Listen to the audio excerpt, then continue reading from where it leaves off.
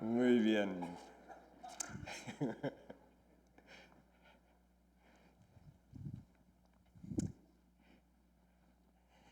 Decidí esta mañana enfocar el tema un poco más estrechamente, porque el que a veces trate de abarcar demasiado hace nada. Así que voy a enfocar específicamente en el aspecto de la investigación. Y comenzaré con una afirmación. Tenemos un fundamento bíblico para la investigación. Y para ello, quisiera que juntos mirásemos algunas ilustraciones de la investigación en la Escritura. Y comenzamos con algunos personajes, algunas entidades que investigan según la palabra de Dios. En primer lugar, el Espíritu Santo. Dice la palabra de Dios, Dios nos lo reveló a nosotros por su Espíritu. Porque el Espíritu todo lo escudriña, aún lo profundo de Dios. Así que el Espíritu Santo escudriña, investiga.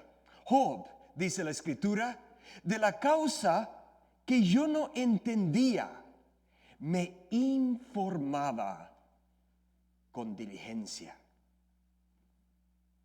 El rey David dice, meditaba con mi corazón y mi espíritu inquiría.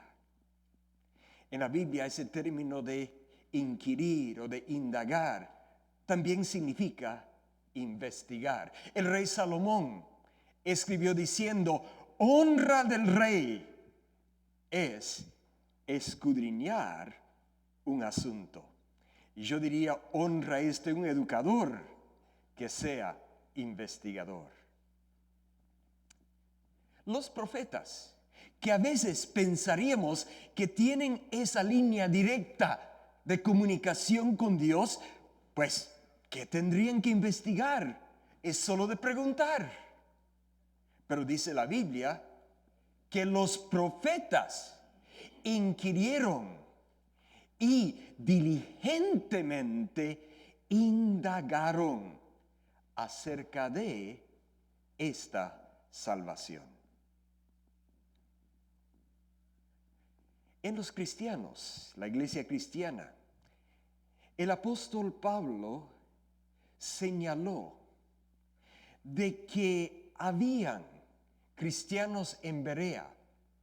De hecho, se registra en el libro de Hechos, escrito por Lucas, que dice que estos fueron más nobles que los de Tesalónica. Porque los de Tesalónica, cuando el gran apóstol Pablo les predicaba, ellos decían, amén.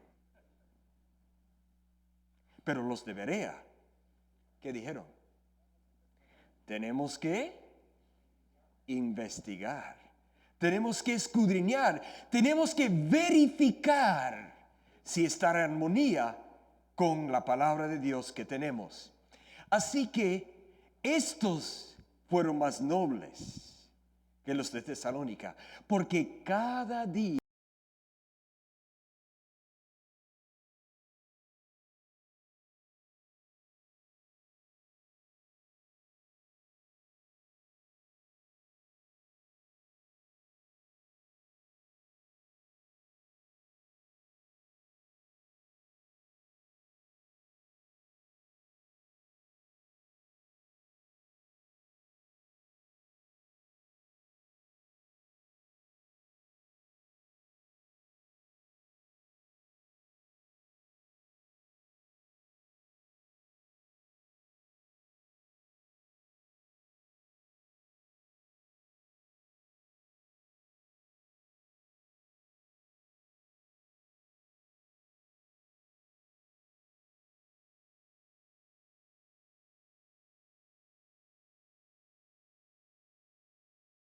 y mal.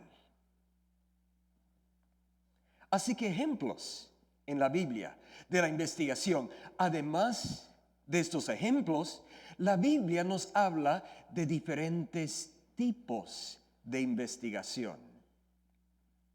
Como por ejemplo, la investigación histórica. He aquí una ilustración. El libro de Esther dice, aquella noche el rey no podía dormir y dio orden que trajeran el libro de las memorias, las crónicas, y las leyeran delante del rey. Y recuerden la historia, ¿no? Fue hallado allí el incidente registrado de dos hombres, Bigtan y Teres, que pues hicieron un complot para asesinar al rey Asuero. Y alguien escuchó de ese complot. Un hombre llamado Mardoqueo, quien salvó la vida del rey. Y entonces el rey, al mirar esta evidencia histórica, dijo, ¿y será que hemos hecho algo para honrar a Mardoqueo? Ahora, dos conceptos quizás importantes de este ejemplo de investigación histórica. Una de ellas, la investigación quita sueño. Los que han investigado ya lo saben, pasan noches sin dormir, como Asuero. En segundo lugar, la investigación puede tener un gran impacto en la vida. Y así fue como sucedió en este caso. También tenemos investigación descriptiva. Se acordarán, por ejemplo, que cuando iban acercándose el pueblo de Dios a las fronteras de la tierra prometida, se seleccionaron 12 personas, 12 hombres, una persona de cada tribu. Y entonces Moisés los envió, dice, para recorrer y reconocer la tierra. Desde el sur, desde el Negev, les dijo, subid allá al Negev, después subid a la región montañosa. Estos se llaman los parámetros del estudio, las delimitaciones. Luego dice, ved cómo es la tierra allá. Eso se llama el propósito del estudio. La pregunta, ¿cómo es allá? Queremos saber. Luego dice, y si la gente que habita en ella es fuerte o débil, si son pocos o muchos, y cómo es la tierra en que viven, si es buena o mala, y cómo son las ciudades en que habitan, si son como campamentos o son ciudades fortificadas, y cómo es el terreno, es fértil o estéril, y ¿será que hay árboles allá o no? ¿Qué son estas cosas? Son las variables del estudio. Pues sí, son las cosas que se van a observar. Y además, les dijo Moisés, además, traigan una muestra. Pues sí, investigación descriptiva. También tenemos en la Biblia un ejemplo, o varios ejemplos quizás, pero uno que me viene a la mente, de investigación experimental. Oh, de paso, antes que pasamos a la experimental, quiero recordarles algo de esta investigación descriptiva. Una lección importante.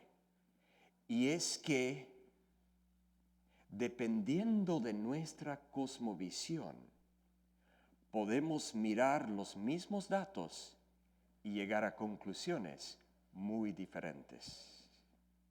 ¿Recuerdan? Ok. Investigación experimental. ¿Se acuerdan esta historia? 4 jóvenes. Bueno, había muchos jóvenes, pero 4 de ellos propusieron una investigación experimental. Véanlo. Te ruego, dice uno de ellos, llamado, bueno, nosotros le llamamos Daniel, porque era su nombre hebreo. Te ruego que pongas a prueba a tus siervos por 10 días y que nos des comida vegetariana y agua para beber. ¿Qué es esto? 10 días, ciertas condiciones. Eso se llama el protocolo experimental. Así que esto será el diseño de la investigación. Y luego, después de los 10 días, debes comparar. Es un estudio comparativo, análisis de varianza. Para mostrar y comparar nuestra apariencia con la apariencia de los otros jóvenes. ¿Qué eran esos dos grupos? El grupo experimental y el grupo control. Pues sí. Y al final de ese tiempo, mire usted y decida lo que debemos hacer. Ya.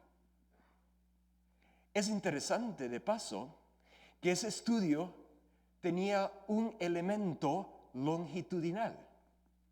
¿Se acuerdan? 3 años después, se volvió a aplicar una prueba, un examen comprensivo oral. ¿Y cuál fue el dictamen, el veredicto? Estos 4 eran ¿qué? 10 veces más sabios que ¿quiénes? Dice que de los magos. ¿Y quiénes eran ellos? Eran sus maestros en la Universidad de Babilonia. O sea, efectos muy significativos, con un tamaño de efecto extraordinario, 10 veces más. Y eso fue el inicio del Adventist Health Study, del estudio adventista de la salud. Un diseño experimental.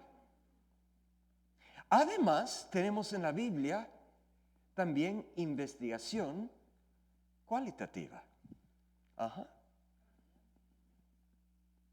Dice la Biblia, gustad y ved. ¿Qué es bueno Jehová? Feliz, dichoso aquel que en él confíe. Ahora quiero que observen algo. Esta es una investigación donde no se está simplemente leyendo lo que otros han dicho, ni es una investigación donde se están repartiendo encuestas. Es una investigación en el cual el investigador es el instrumento. Eso es investigación naturalista cualitativa. El investigador es el instrumento. Gustad y ved personalmente.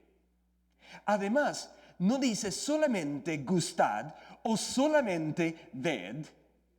Dice que hay que hacer las dos cosas. En la investigación cualitativa, eso se llama triangulación. Claro, confirma por medio de diferentes sentidos, diferentes fuentes, triangulación. Y no solamente triangulación, sino que habla también del propósito principal cuando hacemos una investigación cualitativa, y es establecer confiabilidad. Como resultado, feliz aquel que ahora en él confía.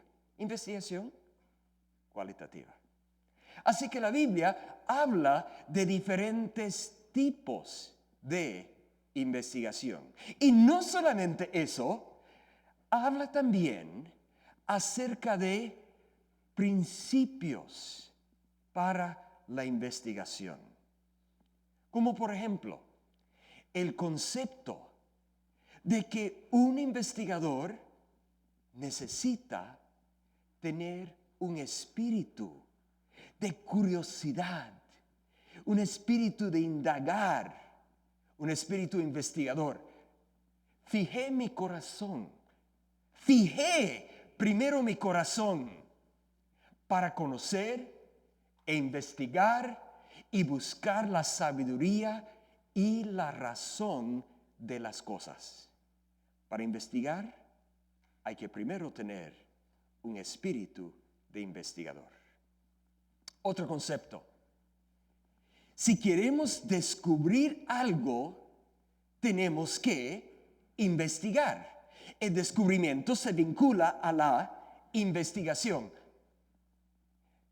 Dijo Cristo, pedid y se os dará. Buscad y hallaréis. Llamad y se os abrirá. Observan, para poder hallar, para obtener hallazgos, primero hay que buscar, investigar. El descubrimiento es resultado de la investigación. Es bíblico. No todo tópico es de igual valor. Es otro principio bíblico para la investigación. Escudriñar las Escrituras, porque a vosotros os parece que en ellas tenéis la vida eterna. Pero ellas son los que dan testimonio de mí. Ahora, tenemos que entender lo que dice este versículo. En primer lugar, dice, escudriñar las Escrituras. Eso es un mandato. Hay que hacer eso. Pero el motivo o el enfoque que traemos, una puede ser más importante que la otra. Porque dice, hay aquellos que escudriñan la Biblia porque quieren vida eterna. Y eso no es mal propósito. Pero hay un propósito mucho más importante, dice Cristo, y es conocer a Dios. Por eso investigamos la Biblia en este caso, para conocer a Dios y no solamente obtener vida eterna. La investigación tiene limitaciones. Este es otro principio bíblico de la investigación. Por ejemplo, ¿descubrirás tú las profundidades de Dios? ¿Descubrirás tú los límites del Todopoderoso? Que de paso, no hay, si es todopoderoso. O sea, tenemos que reconocer que somos seres finitos y que hay cosas más grandes que nosotros. No toda investigación lleva a la verdad. Este es otro principio bíblico. Por ejemplo, los malignos inquieren iniquidades. Hacen una investigación exacta. O sea, aunque la metodología sea muy bien ejecutada, es posible llegar a conclusiones erróneas. Y veremos esto dentro de unos momentos.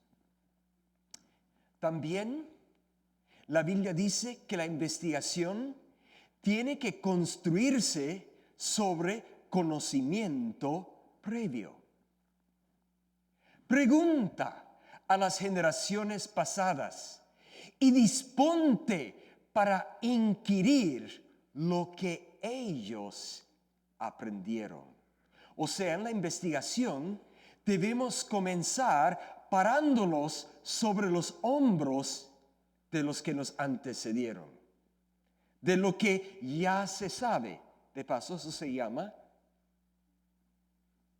repaso de la literatura. Es reconociendo que avanzamos construyendo sobre lo que ya se sabe. La investigación requiere esfuerzo. Es un principio bíblico. Sí, como la plata. Buscares la sabiduría y la escudriñares como a tesoros. Entonces entenderás el temor de Jehová y hallarás el conocimiento de Dios. Y finalmente, un último concepto: la investigación es un mandato divino. Aquí está. Y di mi corazón para inquirir y buscar con sabiduría sobre todo lo que se hace debajo del cielo. Eso es investigación. Este penoso trabajo,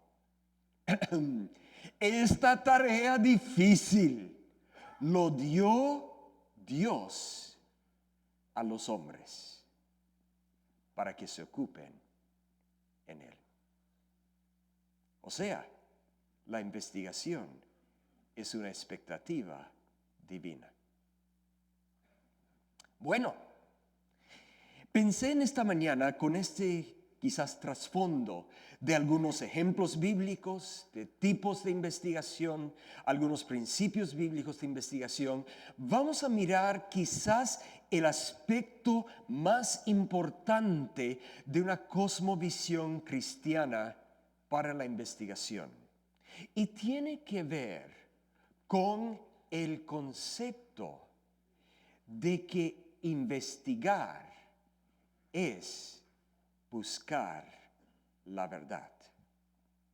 De hecho, el pastor Zinke, en su primera exposición anteayer, nos recordó de un incidente y de una pregunta.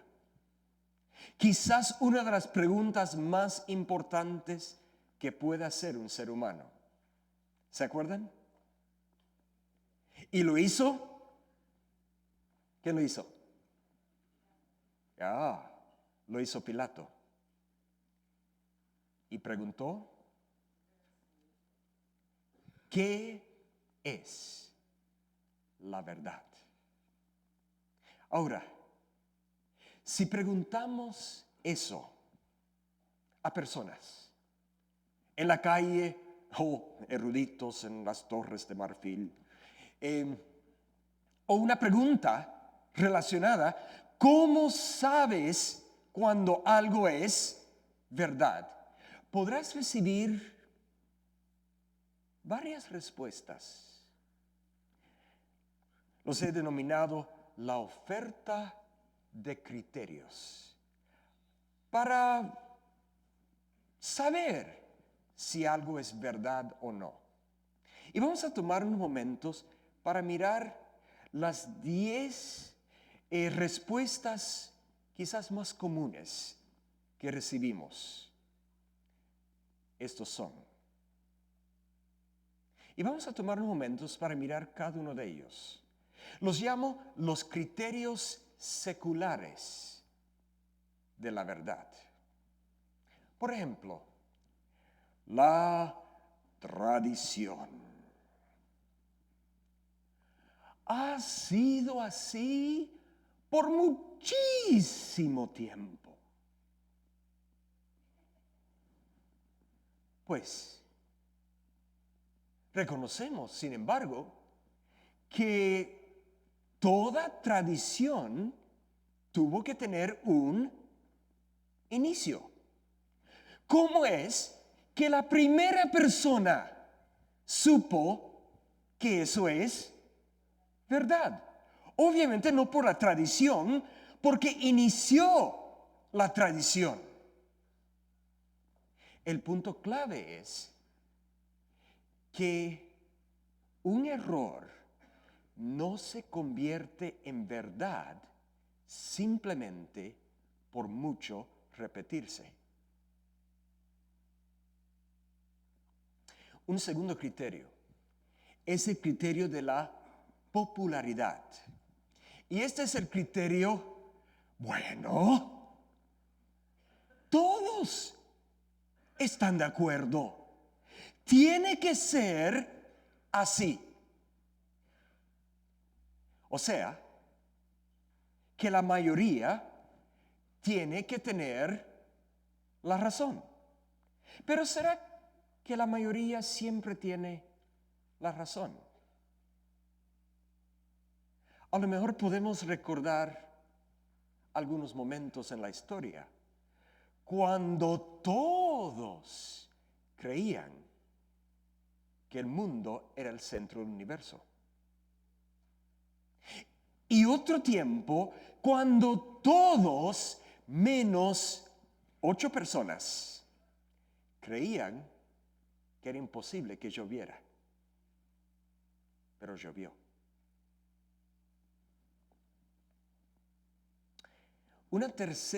Tercer criterio que a veces proponen las personas es el criterio de la emoción. Oh, me late que es verdad.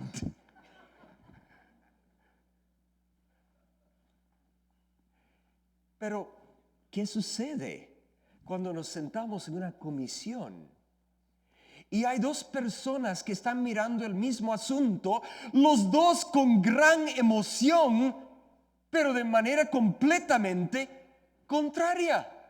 Los dos no pueden ser verdad. Además, es demasiado fácil llegar a que mi emoción se degenere en esto tiene que ser verdad porque me gusta tanto. Y nos convencemos de que es verdad porque sentimos gran emoción. Número 4, el instinto. Pues, ¿no ves? Es obvio. Thomas Jefferson, el que fundó la Universidad de Virginia, donde estudié algunos años, escribió un documento famoso en el cual él dice que todos los hombres son creados como iguales. Inclusive dijo que era evidente en sí misma esa declaración. Así escribió. Lo único que no era tan evidente para el rey Jorge de Inglaterra, ni tampoco para los amigos de Jefferson que tenían esclavos.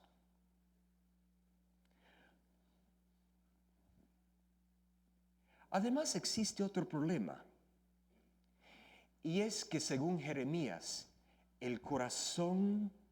nuestro corazón es engañoso y se inclina hacia el mal. Y si nuestro corazón tiene la propensidad de inclinarse hacia el error, ¿será que nuestros instintos pueden ser guía infalible? Pragmatismo, número 5. Pero funciona. Tiene que ser verdad. Lo cierto es que algo puede funcionar correctamente, pero no tiene que ser correcto simplemente porque funciona. Ilustro. Puede ser de que yo sea un comerciante y tengo algo que quiero vender y hago promoción con engaño. O sea, una promoción falsa. ¿Y qué sucede?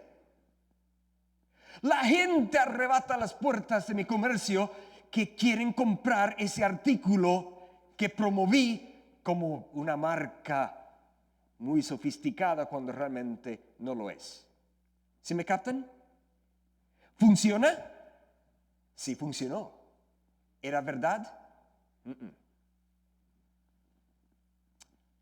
El número 6 parece ser muy sofisticado y es el criterio de evidencia empírica.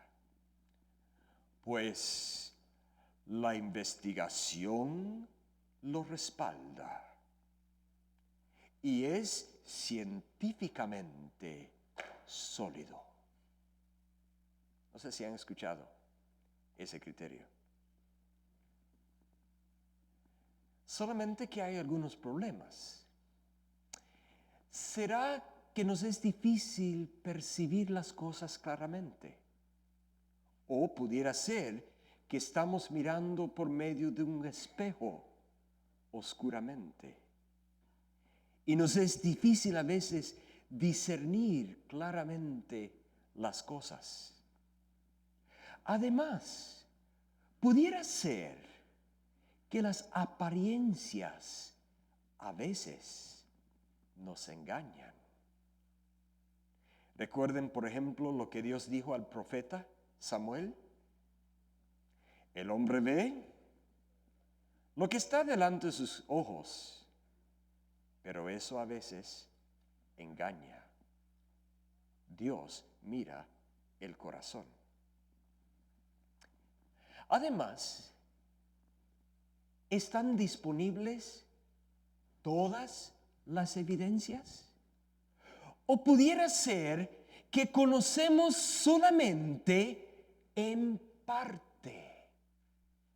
Y ese conocimiento parcial nos lleve a conclusiones erróneas.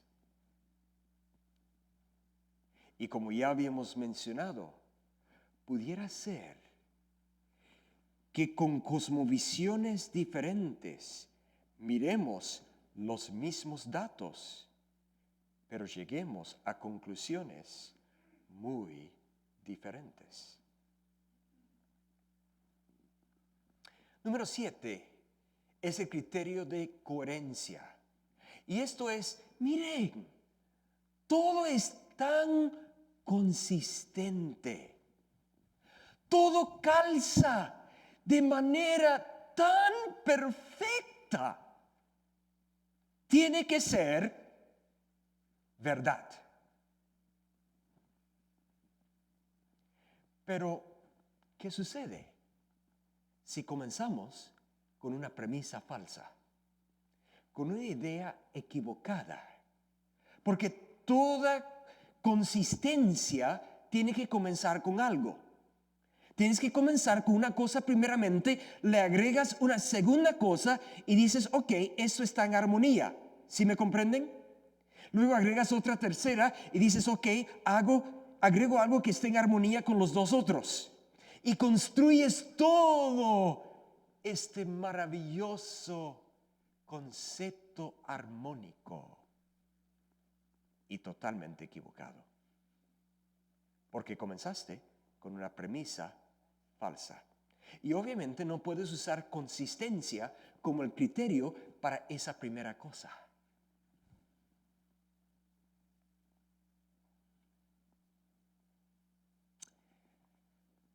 Además, tenemos otro problema. Tenemos una tendencia de querer forzar la evidencia.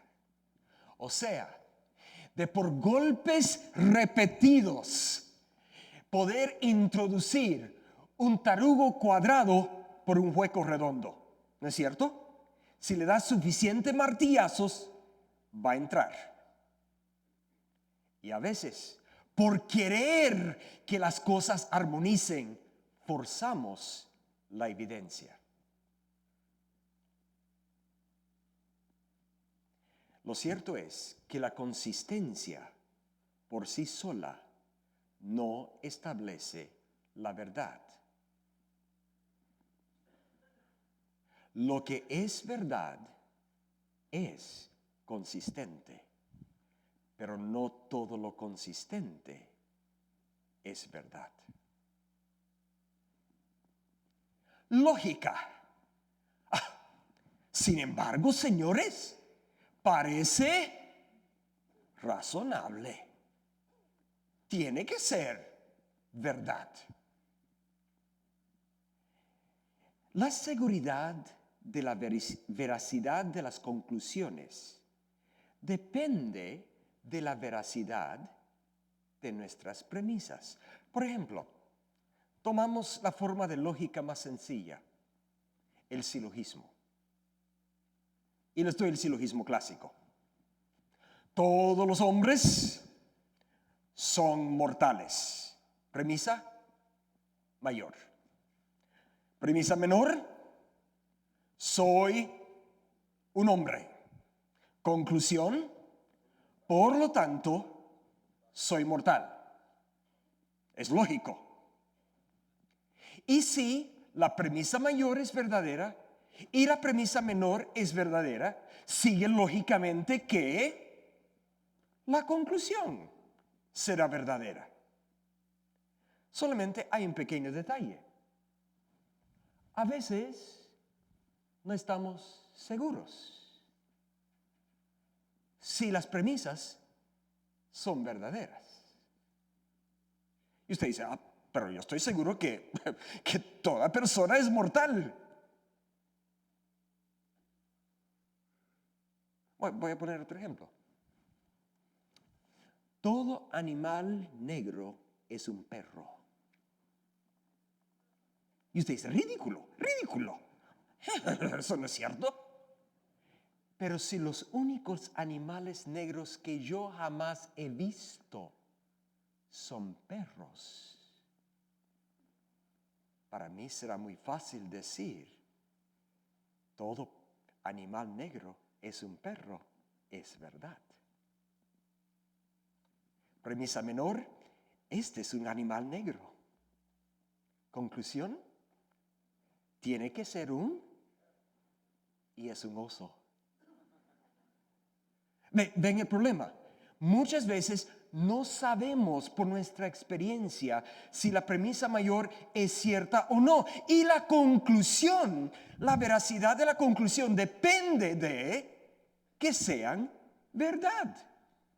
O sea, la lógica no establece la verdad. Depende de que las premisas sean verdaderas. Y eso es muy difícil a veces saber.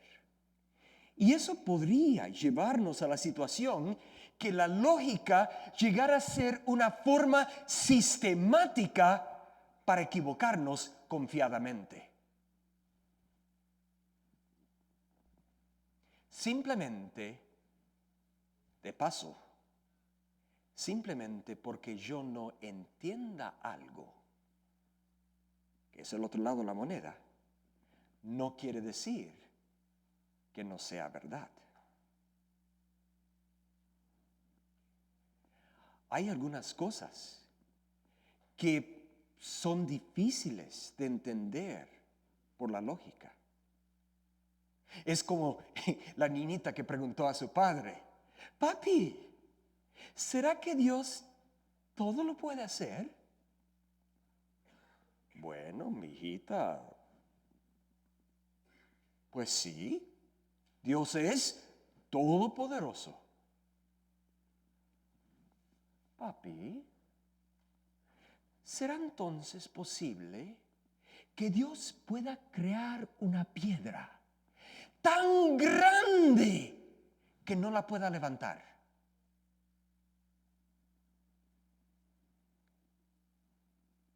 ¿Cómo le vas a responder a la niña?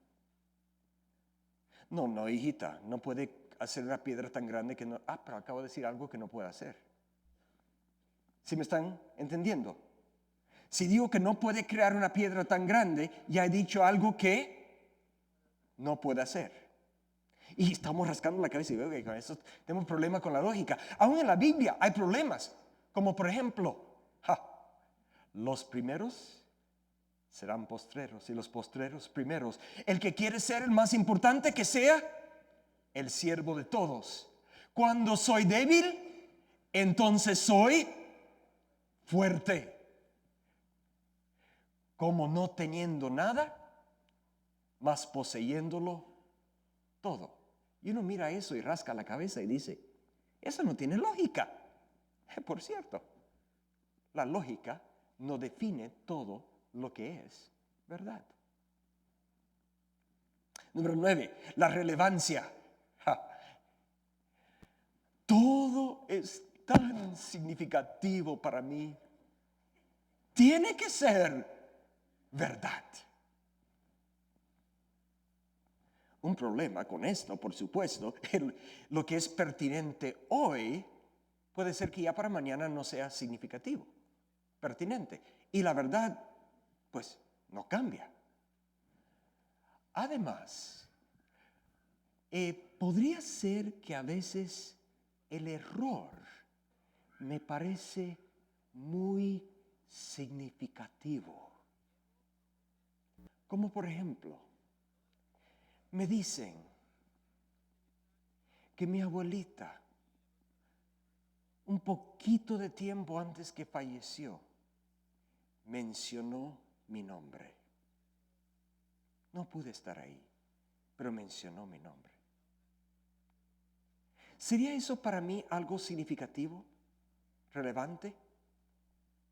Pues claro, pero quizás solo me lo están diciendo para que me sienta bien. Y que no dijo nada acerca de mí, ni en los últimos 10 días.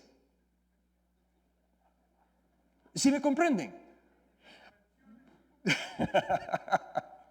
O sea, eso puede ser muy significativo para mí, pero el hecho de que sea significativo no quiere decir que es verdad. Y número 10, autoridad. Pues él seguramente debe saber. Y si dice que es verdad, así tiene que ser. Autoridad. Pero tienes que preguntarte, ¿y quién será esa autoridad? ¿Y cómo es que él o ella sabe? Obviamente, no puede ser por medio de una autoridad, pues porque él o ella es la autoridad. Tiene que saber que es verdad por alguna otra forma. Y ya hemos visto que las otras formas, cada una de ellas, tiene serios problemas.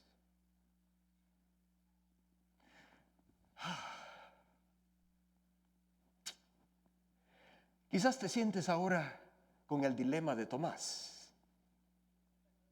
El dilema de Tomás, que dijo una vez, pues entonces no sabemos nada, por cierto. Ahora, antes de descartar estos 10 criterios, debemos reconocer que cada uno de ellos tiene cierto valor y que nos ayuda a poder hacer una contribución para poder comprender mejor la verdad. Pues claro. Sin embargo, el punto clave es esto. Ninguno de ellos te puede dar garantía de verdad. Ese es el punto clave. Bueno, estamos en problemas. ¿Cuál es la respuesta cristiana? ¿Cuál es la respuesta bíblica a este dilema del ser humano, que busca la respuesta. ¿Y cómo sabemos si algo es verdad? Como suele hacer Dios, Él ya había contestado la pregunta antes de que se hiciera. Y antes de que Pilato hiciera esa pregunta, ¿y qué es la verdad? Cristo ya lo había contestado. ¿Qué había dicho? Yo soy el camino, la verdad y la vida. Yo soy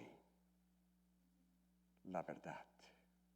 O sea, la verdad es una persona. Además, también había dicho, santifícalos en tu verdad. Tu palabra es verdad. O sea, la palabra escrita y viviente es verdad. Esa es la perspectiva cristiana definitiva. ¿Esto entonces qué significa? ¿Cuáles son las implicaciones? Si Cristo es verdad y su palabra es verdad, ¿qué significa? Quiero que miremos brevemente 7 implicaciones de lo que esto significa en una cosmovisión bíblica de la investigación. Porque recuerdan, la investigación es la búsqueda por la verdad. Primera implicación. La verdad comienza con Dios y no con los hombres. O sea, nosotros solamente podemos descubrir la verdad. No podemos crearla.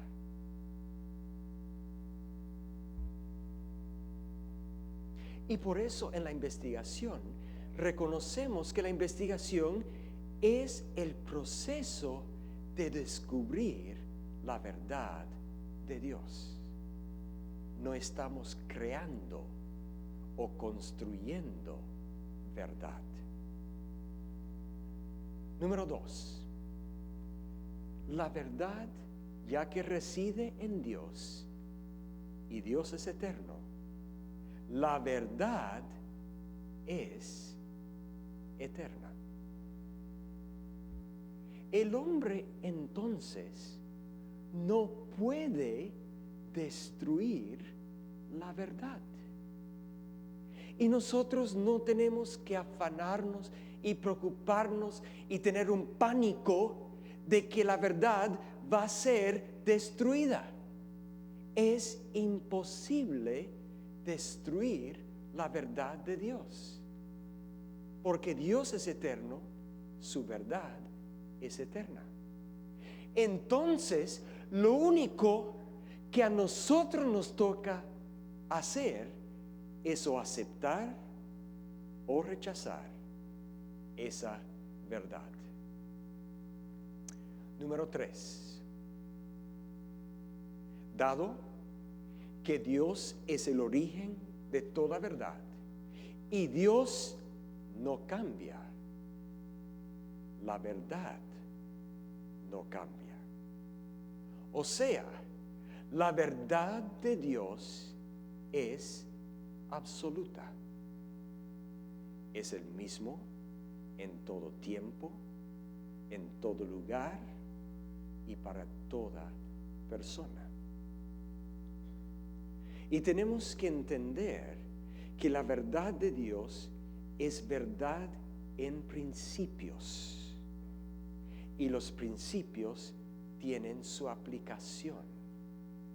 O sea, las circunstancias cambian. Y por lo tanto, la aplicación de esas verdades se contextualiza. Pero las verdades no cambian. Por ejemplo, pasé varios años, 7 de ellos, en Asia. Y en varios de esos países, cuando voy al templo, antes de entrar, quito los zapatos. Y uno, por ejemplo, va a la iglesia en Bangkok, y allí, si llegas tarde, está el montón de zapatos de todos los que entraron, sandalias y todo lo demás. Pues sí, porque no se entra al templo con zapatos. Pero cuando vengo aquí a Montemorelos, pues no me los quito, pues los calcetines. Así que, ¿cuál es correcto? ¿Debo quitar los zapatos o no quitar los zapatos? ¿Cuál es la verdad eterna? Pues dicen los de Asia que Dios dijo a Moisés, quítate los zapatos. Pero ¿será que esa es la verdad, quitar los zapatos o no quitar los zapatos? No, esa es la aplicación del principio eterno, de la verdad absoluta. La aplicación es, en Asia, quito los zapatos, ¿por qué? Será de reverencia a un ser más grande que yo. Y aquí conservo los zapatos como señal de reverencia a un ser que yo adoro. ¿Sí me comprenden? La aplicación de la verdad puede ser diferente en diferentes contextos, pero la verdad es la misma para toda persona y tiempo y lugar. Número 4, cuarta implicación. Toda verdad posee unidad, porque viene de la misma fuente. O sea, la verdad siempre estará en armonía consigo misma, donde quiera y cuando quiera que sea hallada esa verdad. Lo que no está en armonía o es error o señala un problema con mi capacidad limitada de comprender las cosas. Número 5. La verdad es infinita, porque Dios es infinito. Nosotros nos damos cuenta que las fronteras de nuestro conocimiento también son los horizontes de nuestra ignorancia. O sea, para visualizarlo, tenemos un círculo. Este círculo es mi conocimiento. Son las cosas que yo comprendo, yo entiendo, yo sé. Pero ese círculo de mi conocimiento es rodeado por el vasto universo de mi ignorancia. Ahora, el punto clave, sin embargo, es esto. De la mayoría de las cosas en ese universo de mi ignorancia, ni me doy cuenta que existen. Los únicos que me doy cuenta que existen son las cosas que tocan mi círculo de conocimiento. ¿Ven la circunferencia del círculo? Ahí es mi contacto con el universo de la verdad de Dios, del cual yo estoy totalmente ignorante. Y esos son los únicos puntitos de la cual yo me doy cuenta. ¿Sí? Los que están más allá, ni me doy cuenta que existen. Punto clave. Mientras aprendo, el círculo de mi conocimiento se va agrandando. Eso también me agrada. Ok, se va agrandando. Pero también la circunferencia. O sea, ahora estoy tocando más y más cosas que digo, ay, de esto no tengo ni idea. Ajá. O sea, ¿te has fijado que un joven que va terminando nivel medio, la prepa, no entiende por qué tendrá que estudiar tantos años más? Porque ya casi todo lo sabe. Pues sí, algo de ciencia, algo de historia, algo de literatura. ¿Qué más hay que aprender? Y es lógico, porque su círculo es pequeño y toca relativamente pocos puntos de ese universo de la verdad de Dios. Infinita. Pero a medida que uno va estudiando y saca la licenciatura, la maestría y el doctorado, se da cuenta que ya no sabe nada. Pues sí. Y cuanto más aprende, más humilde será. ¿Sí?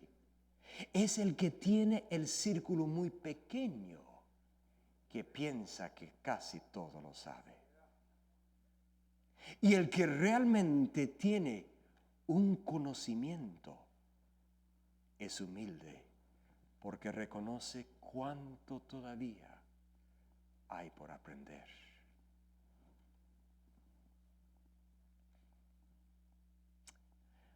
Además, hay otro asunto de esto de que la verdad de Dios es infinita.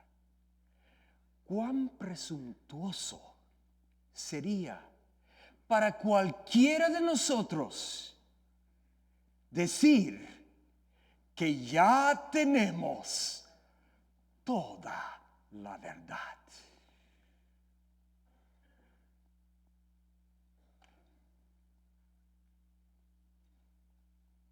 ¿O cuán presuntuoso sería pensar que los cristianos tienen un monopolio sobre la verdad? Cuando la Biblia dice,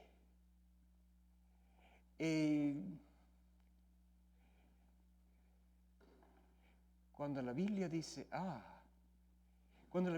que Dios hace llover sobre justos e injustos, hace que el sol resplandezca sobre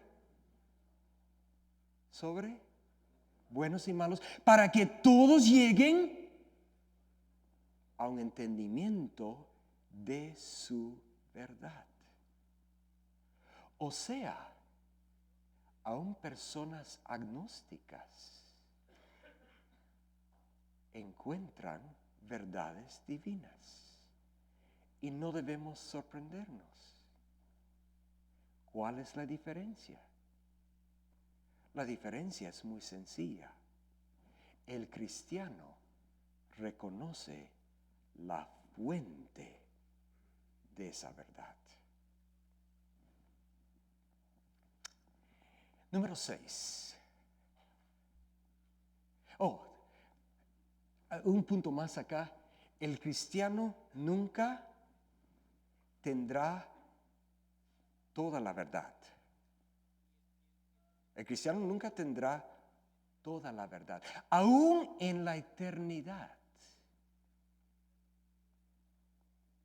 Pero deberá llegar el momento cuando todo lo que tenga sea verdad. Yo no sé, a mí me encanta la música. Me encanta escuchar música y tocar música. Pero yo no sé, después de 1000 años sentados en una nube, ese arpa como que ya Pero lo que a mí me fascina de la Trinidad es que la verdad de Dios es infinita, que no importa en qué dirección yo quiero sondear, investigar, nunca voy a acabar la verdad de Dios. Siempre habrá más que investigar y aprender de la verdad de Dios. Y eso nos lleva al punto 6. El cristiano deberá continuamente crecer en la verdad. Cuidado. A veces tenemos la tentación de decir, aquí me paro y nadie me va a mover. Pero dice el apóstol San Juan que debemos caminar en la verdad. Y caminar en la verdad significa avanzar, crecer en mi comprensión de la verdad. Y número 7, que va al concepto que acabamos de mencionar, ya que Dios es la fuente de toda verdad es verdad divina. Punto clave. Si algo en lo que estás enseñando es verdad, y espero que no enseñes lo que no lo es. Pero si algo de lo que estás enseñando es verdad divina. Porque toda verdad viene de Dios. Toda buena dádiva y toda cosa perfecta desciende de lo alto, del Dios de las luces, de la sabiduría. Así que toda verdad es verdad divina. Y nuestros alumnos deberán entender ese vínculo. Y eso es la tarea más importante de un docente, de un investigador, es que los alumnos vean que todo lo que estamos estudiando, si es verdad divina. Nos queda una cosa más. ¿Y cómo es que recibimos esa verdad? Dios es verdad, pero ¿qué de nosotros? ¿Cómo podemos recibir esa verdad? Bueno, no sería imposible si no fuera que Dios toma la iniciativa. Y Dios quiere compartir con nosotros datos y principios verdaderos. Y nos quiere entregar su verdad. Si no fuera por esa iniciativa de Dios, estaríamos perdidos. Pero gracias a Dios, Él toma esa iniciativa. Y entran varios factores. Una es la revelación divina. Esta es el vehículo por el cual Dios hace llegar su verdad a nosotros. Entra también la razón. La razón no es el criterio de la verdad, pero es un don que Dios nos ha dado para poder comprender su verdad. ¿Y la fe? La fe es un compromiso de todo corazón para aceptar y vivir su verdad. Así que todos esos tres tienen un papel muy importante. Pero hay un problema. Romanos capítulo 1, versículo 25 dice: los cuales mudaron la verdad de Dios en mentira, honrando y sirviendo a las criaturas antes que al Creador, el cual es bendito por todos los siglos. Amén. No sé si les preocupa este versículo.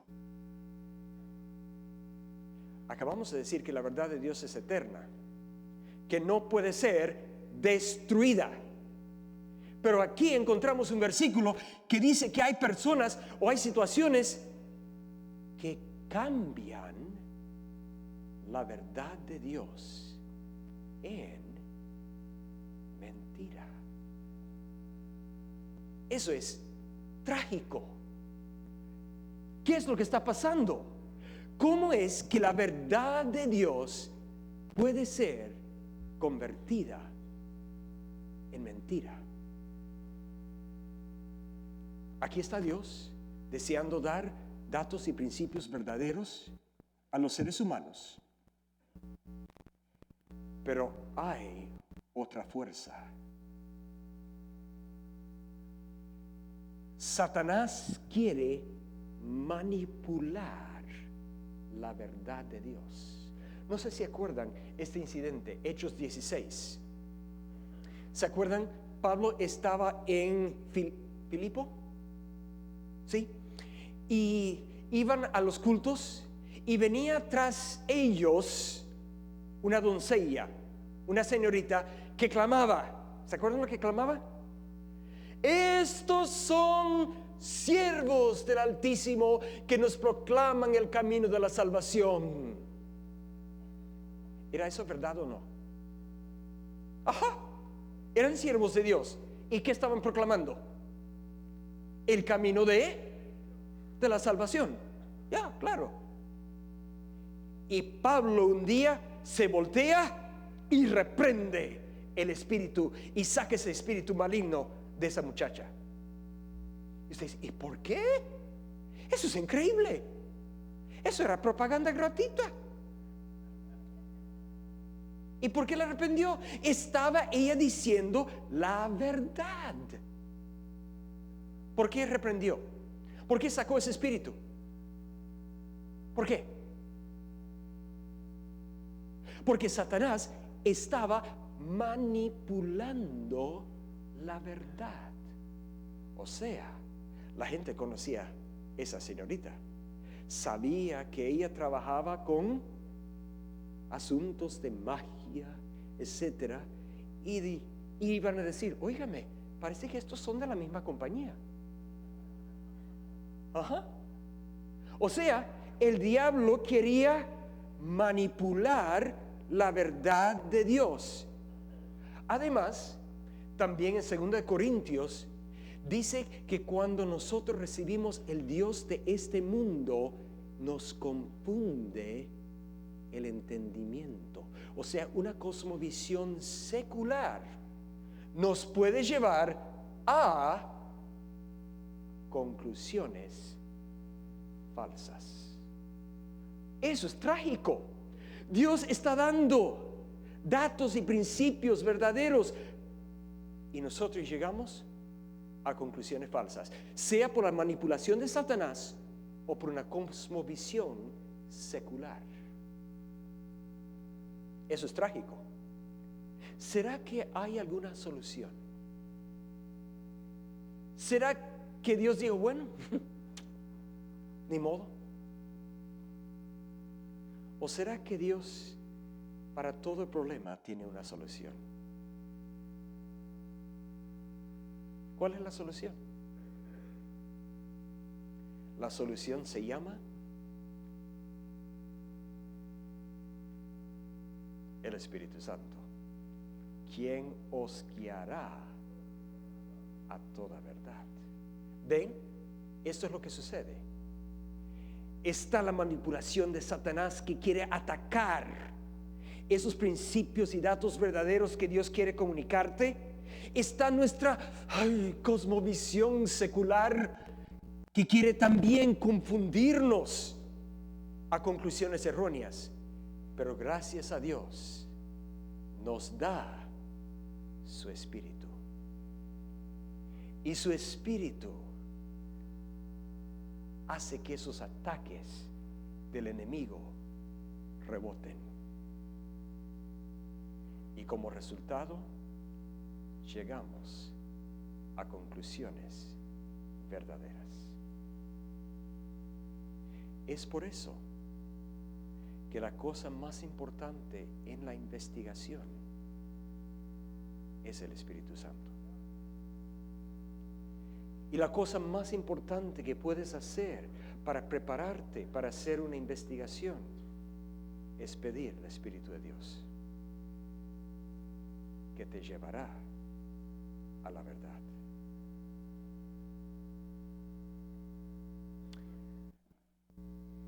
Hay una última cosa. Segunda de Tesalonicenses capítulo 2 y versículo 10. Con todo engaño de iniquidad en los que perecen. ¿Quiénes serán los engañados? ¿Quiénes serán los que aceptan error y perecerán? ¿Cuál es la causa? Por cuanto no recibieron el amor de la verdad para ser salvos.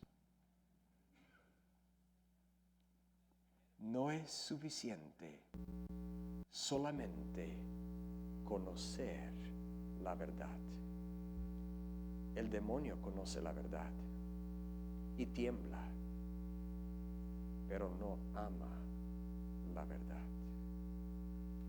No es suficiente conocer la verdad, hay que amar la verdad. ¿Y qué es amar la verdad? ¿Qué es amar la verdad? Amar la verdad es vivir la verdad.